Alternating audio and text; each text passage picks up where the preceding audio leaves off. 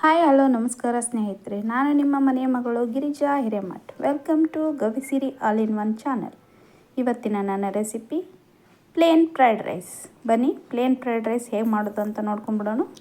ಒಂದು ಬಾಣಲಿಗೆ ಸ್ವಲ್ಪ ಎಣ್ಣೆಯನ್ನು ಹಾಕಿ ಅದು ಬಿಸಿಯಾದ ನಂತರ ಅರ್ಧ ಚಮಚ ಸಾಸಿವೆಯನ್ನು ಹಾಕಿ, ಅರ್ಧ ಚಮಚ ಜೀರಿಗೆಯನ್ನು ಹಾಕಿ, ಸ್ವಲ್ಪ ಕರಿಬೇವನ್ನು ಹಾಕಿ, ನಂತರ 4-5 ಉದ್ದಕ್ಕೆ ಹೆಂಚಿದ ಹಸಿಮೆಣಸಿನಕಾಯಿ ಹಾಕಿ ಚೆನ್ನಾಗಿ ಫ್ರೈ ಮಾಡೋಣ. ಇವಾಗ ಫ್ರೈ ಆಗಿದೆ. ಕ್ಯಾರೆಟ್ ಹಾಕಿದ್ದೀನಿ, 1 ಕಪ್ ಉದ್ದಕ್ಕೆ ಹೆಚ್ಚಿದ ಕ್ಯಾರೆಟ್. ಗೋಬಿ ಫ್ಲವರ್ ಒಂದು ಅರ್ಧ ಕಪ್ ಹಾಕಿದ್ದೀನಿ.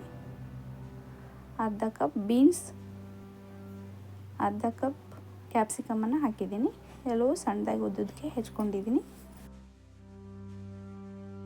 ಇವಾಗ ಸ್ವಲ್ಪ ಈರುಳ್ಳಿಯನ್ನು ಹಾಕ್ಕೊಳ್ತಾ ಇದ್ದೀನಿ. ಈರುಳ್ಳಿನ ಹಾಕಿದ ಮೇಲೆ ಚೆನ್ನಾಗಿ ಫ್ರೈ ಮಾಡಿಕೊಂಡು ಸ್ವಲ್ಪ ಉಪ್ಪನ್ನು ಹಾಕ್ಕೊಳ್ತಾ ಇದ್ದೇನೆ. ಅಂದರೆ ತರಕಾರಿ ಎಲ್ಲ ಚೆನ್ನಾಗಿ ಬೇಯುತ್ತೆ, ಬೇಗ ಟೇಸ್ಟು ಕೂಡ ಚೆನ್ನಾಗಿ ಬರುತ್ತೆ ತರಕಾರಿ ಜೊತೆಗೆ ಉಪ್ಪನ್ನು ಹಾಕಿದರೆ. ನಾನು ಕಲ್ಲುಪ್ಪನ್ನು ಬಳಸಿದ್ದೀನಿ, ನೀವು ಯಾವುದು ಬೇಕಾದರೂ ಬಳಸ್ಬೋದು. ಇವಾಗ ತರಕಾರಿ ಸ್ವಲ್ಪ ಬೇಯಲಿ ಅಂತ ಹೇಳಿ ಲಿಡ್ ಕ್ಲೋಸ್ ಮಾಡಿ ಒಂದು 5 ಮಿನಿಟ್ಸ್ ಬೇಯಿಸಿ ತೆಗೆದಿದ್ದೀನಿ. ನೋಡಿ ಬೆಂದಿದೆ. ಇವಾಗ ಪೂರ್ತಿ ಮೆತ್ತಗಾಗುವಷ್ಟು ತರಕಾರಿನ ಬೇಯಿಸಬೇಡಿ, ಫ್ರೈಡ್ ರೈಸ್ ಚೆನ್ನಾಗಿ ಬರಲ್ಲ. ಸ್ವಲ್ಪ ಮೆತ್ತಗಾದರೆ ಸಾಕು. ಇವಾಗ ಕರೆಕ್ಟಾಗಿ ಬೆಂದಿದೆ. ಕ್ರಂಚಿ ಆಗಿದ್ರೇ ಚೆನ್ನಾಗಿರುತ್ತೆ ಫ್ರೈಡ್ ರೈಸ್ಗೆ ತರಕಾರಿ. ಇವಾಗ ಚೆನ್ನಾಗಿ ಬಂದಿದೆ.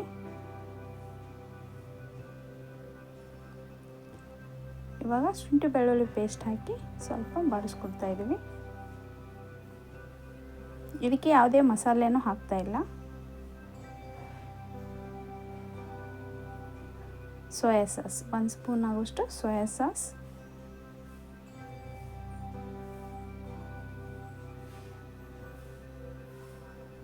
ಒಂದು 3 ಸ್ಪೂನ್ ಆಗುವಷ್ಟು ಟೊಮೆಟೊ ಕೆಚಪನ್ನು ಹಾಕ್ಕೊಳ್ತಾ ಇದ್ದೀನಿ.